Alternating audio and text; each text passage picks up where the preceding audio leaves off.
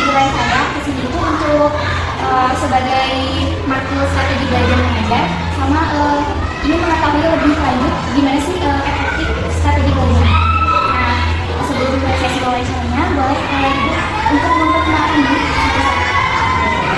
Ya, perkenalkan diri, saya Dela Fitriani, mengajar di kelas 3.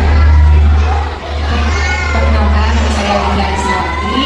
Di sini saya mengajar di kelas 5B. Dan kita akan memiliki 5B. Masih saja.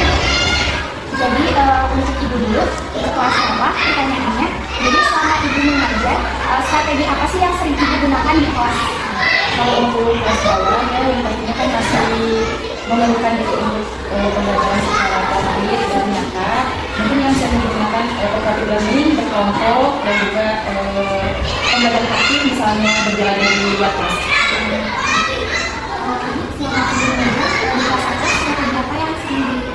Dan untuk saya sendiri ya, dari saat mulainya kurikulum Merdeka ini, saya selalu berupaya untuk menggunakan strategi pembelajaran diferensiasi, di mana diferensiasi ini nantinya kita bisa menyesuaikan mulai dari pendekatannya, modelnya, kemudian juga alat evaluasi atau asesmennya, gitu, sesuai dengan apa yang peserta didik kita butuhkan dan apa yang memang sesuai dengan karakter kita.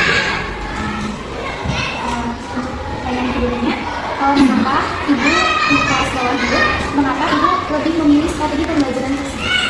Ya, karena kan tadi ya, selama kelas 3 itu kan saya itu sebenarnya siswa itu melihat secara langsung gitu, dan kenapa belajar nanti kan siswa itu belajar di luar kelas, kita melihat langsung, melihat bagaimana pembelajaran itu sendiri. Nah, misalkan salah satu contohnya studi pembelajaran kelas mengenai ekosistem, juga kita mengerti, saya mengajak siswa untuk belajar di lingkungan sekolah, di luar kelas, agar siswa lebih aktif dan langsung mengenai apa saja ekosistem dan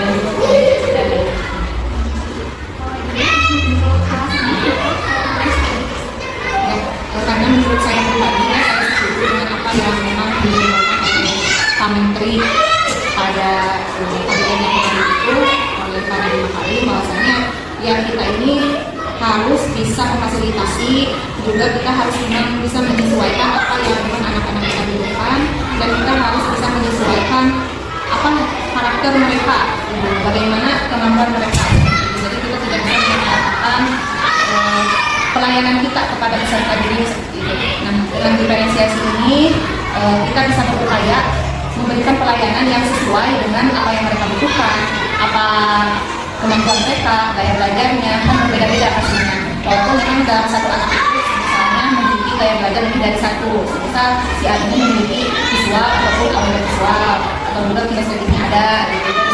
Jadi kita di sana dituntut untuk memberikan pelayanan yang memang bagaimana sih caranya untuk mencapai pembelajaran yang bermakna, gitu. Nah, jadi di sana dengan beragamnya karakter yang ada di kelas, kita sebagai guru diupayakan untuk melakukan apa yang memang benar-benar mereka butuhkan. Walaupun saya juga menyadari bahwasannya tidak bisa maksimal, tidak bisa sampai 100% mengayomi mereka ini, karena banyaknya karakter yang ada di kelas, apalagi ketika kita menghadapi peserta didik yang memang terlewat jauh atau tertinggal jauh oleh teman-teman di kelasnya, seperti halnya ada di kelas 5 yang belum bisa membaca. Kira-kira apa nih siasat ataupun cara-cara kita dalam mengatasi hal tersebut, supaya anak ini setidaknya jangan sampai ketinggalan lah sama yang lainnya, tapi tetap juga bisa mengikuti pembelajaran.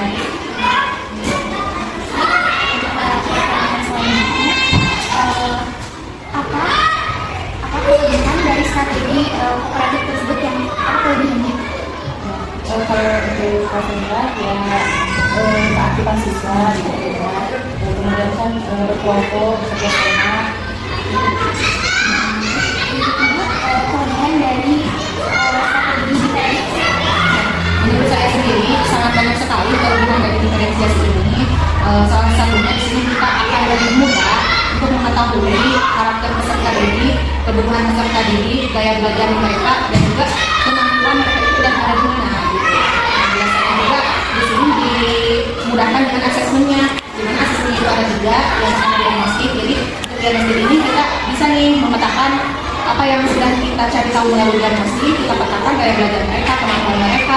Nah selanjutnya kita akan lebih mudah mengetahui anak ini berada di capaian yang mana, apakah sudah mahir, sangat mahir, atau memang belum.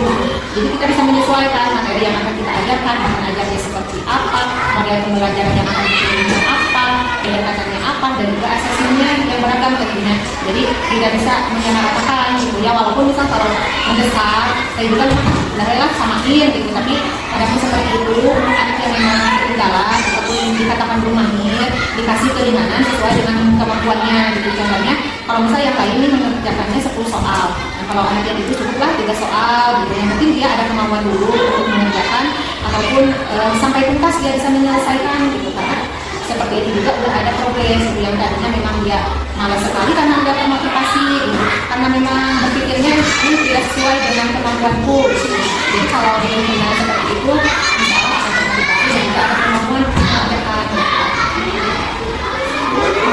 Untuk pertanyaan yang selanjutnya, dari strategi yang dipilihkan kan dari kelas bawah sama kelas atas pasti ada turunannya. Jadi kalau di kelas bawah yang ibu terangkan, strategi yang ibu terangkan apa kekurangan? Kekurangannya mungkin menyambung dengan dulu tadi, ada beberapa sama di kita tidak beberapa siswa yang mungkin sedikit belum maksimal seperti siswa-siswa lainnya gitu, masih ada yang terlambat misalnya belum banyak membaca karena dalam berkelompok juga ya kan perlu apa ya, jadi siswa juga kan bersama-sama gitu ya, dan membaca ini jadi terbagi juga gitu baginya. Nah, mungkin itu sebenarnya. Kemudian efisiensi waktu ya berkelompok, dan juga kalau berjalan-jalan dari lingkungan sekolah itu kan waktunya ya yang cukup panjang. Saya pribadi kekurangannya di sini mungkin lebih kepada diri gurunya sendiri ya, karena ya dalam rentetan diferensiasi ini tentunya prosesnya sangat panjang dan juga membutuhkan persiapan yang sangat-sangat matang gitu untuk satu pertemuan itu. Nah, jadi menurut saya kembali lagi ke diri gurunya pasti akan kesulitan untuk memiliki waktu ya.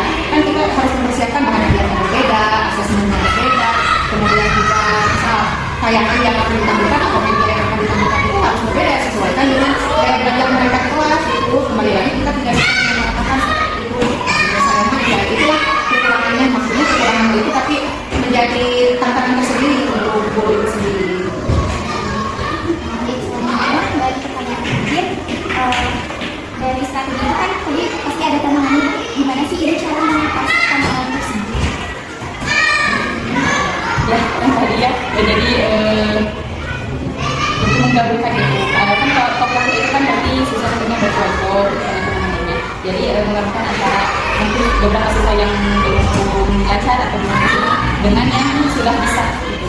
Nah kemudian kalau dari segi waktu mungkin itunya kalau misalkan kegiatan di luar kelas diberi batasan waktu dulu mungkin oleh gurunya gitu. Nanti jadi siswa tidak meluangkan waktu ketika dalam berkegiatan itu. Menurut saya pribadi untuk kiat-kiat mengatasi tantangan terkait dengan diferensiasi ini tentunya pertama banyak-banyak melatih diri, mengembangkan diri ya dengan pelatihan-pelatihan yang berseliweran lah, banyak sekali mudah diakses, tinggal kita kemauan kitanya gitu ya.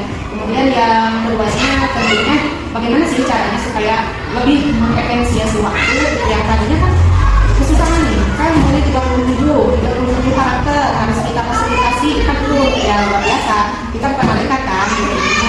Nah jadi kalau saya menginisiasinya dengan kelompok dalam kelas, gitu, duduknya berkelompok, kemudian di dalam kelompok itu juga disusunnya secara heterogen.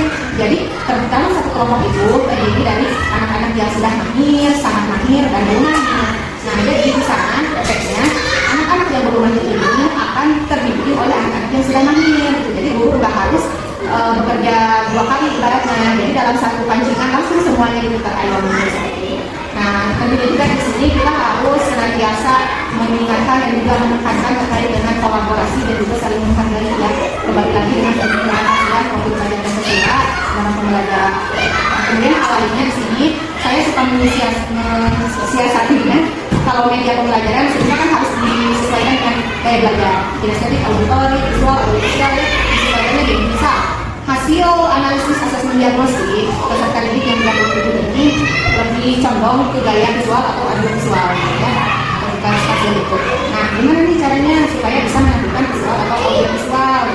Udah kita tampilkan saja dalam fokus gaya, misalnya pendekatan video ataupun pendekatan visual. Nah, untuk auditori ataupun untuk ini sendiri itu di sini kita mensiasatinya dalam asesmennya gitu. Misal kalau kita jadi kita silakan atau memberikan pilihan mau berdiskusi berpresentasi gitu ya. Nah, kalau yang audiovisual atau visualnya kita membuat poster ataupun membuat melengkapi infografis gitu.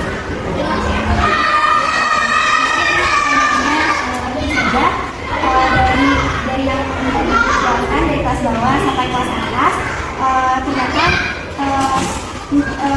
jadi si strategi pembelajaran ini juga kemudian dari paparan yang Ibu berikan saya sangat kagum, terima kasih Ibu. Terus terima kasih juga Ibu atas waktunya. Mohon maaf jika saya mengganggu Ibu kalau ada pembelajaran. Terus semoga Ibu sehat selalu. Mungkin itu saja. Terima kasih Ibu. Wassalamualaikum warahmatullahi wabarakatuh. Dari hasil wawancara, bahwasanya media yang digunakan dari kelas bawah adalah media pembelajaran konkret. Nah, media pembelajaran konkret ini sangat efektif karena dapat membantu siswa memahami konsep-konsep dasar melalui alat peraga, baik itu objek nyata dan juga gambar. Nah, teman-teman, terus yang kedua itu untuk kelas atas dengan media yang namanya diferensiasi. Nah, media pembelajaran diferensiasi ini perlu dengan penggunaan teknologi. Misalkan dengan diagram, grafik, dan simulasi interaktif. Nah, selanjutnya ada beberapa saran. Yang pertama adalah untuk kelas bawah harus menggunakan media yang konkret karena media konkret itu melibatkan siswa secara langsung dengan alat peraga dan gambar atau seperti permainan edukatif akan meningkatkan keterlibatan siswa dalam pembelajaran. Nah, terus yang kedua kelas atas. Kalau kelas atas itu gunakan media yang beragam. Gunakan media yang beragam seperti aplikasi pembelajaran, video interaktif, dan proyek berbasis penelitian. Nah, jika kalian ingin menggunakan media diferensiasi harus disesuaikan dengan tingkat perkembangan kebutuhan siswa dengan pendekatan yang berbeda antar kelas bawah dan kelas atas. Nah, jadi penggunaan media konkret itu untuk kelas bawah. Karena apa? Karena bisa membantu siswa membangun pemahaman dasar yang kuat. Nah, sementara di kelas atas itu perlu adanya penyesuaian media untuk mempertahankan minat dan mendalami konsep-konsep yang lebih kompleks. Nah, teman-teman, keberhasilan pembelajaran itu bergantung pada kemampuan guru untuk menyesuaikan media dengan tahap perkembangan siswa dengan pendekatan yang fleksibel dan kreatif.